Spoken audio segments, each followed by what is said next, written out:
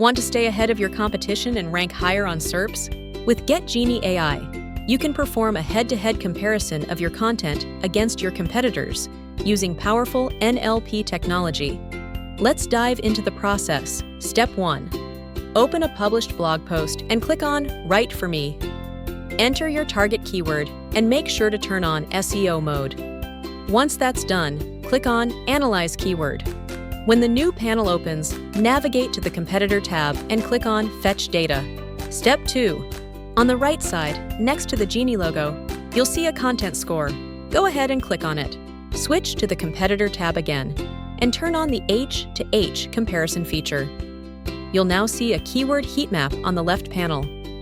This heat map compares your content directly with the top-ranked competitors.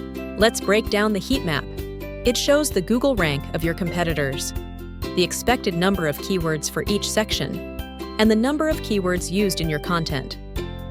The colors make it easy to understand. Green means you've used the right amount of keywords, and red warns you about keyword overuse.